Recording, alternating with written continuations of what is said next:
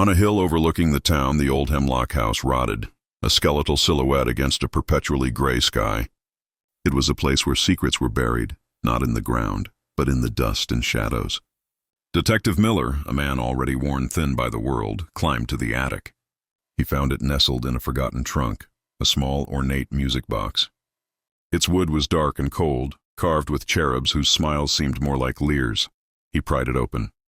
A melody unspooled into the dead air, a childish tune, but it played in reverse, a tinny, discordant sound that felt like ice water dripping down his spine. Protocol dictated he log it as evidence. He didn't. He slipped it into his coat pocket, a strange possessiveness already taking root. A week later, the town's gentle librarian, Eleanor Vance, was found in her reading chair. Her eyes were wide, her mouth agape in a silent scream that the coroner said had been her last expression for hours. Miller called it a tragic, isolated event. But that night, alone in his study, he wound the music box. The backward lullaby filled the silence, and he felt a bizarre sense of calm.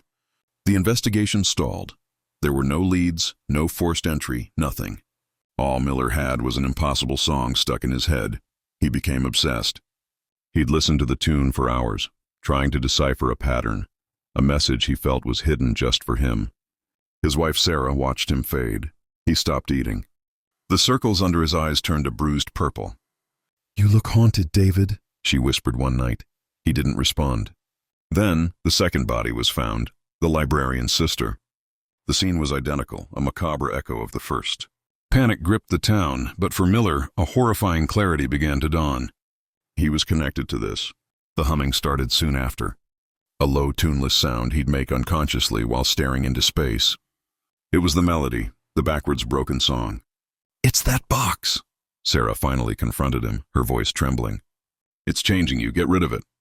He looked at her then, but his eyes were flat, vacant, as if he were looking straight through her. He simply shook his head. Tonight, she awoke to a profound and absolute silence. The familiar groans of the old house were gone. A deep, penetrating cold had settled in the room, the kind that felt unnatural.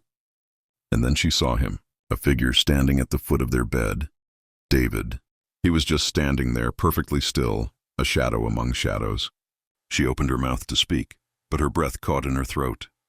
He slowly raised his hands, and in them she saw the dull glint of the music box.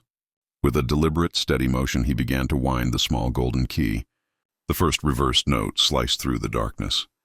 She looked at his face, illuminated by a sliver of moonlight. The man she had loved was gone. In his place was a hollow effigy, a serene, terrifying smile gracing its lips as the dreadful lullaby began to play.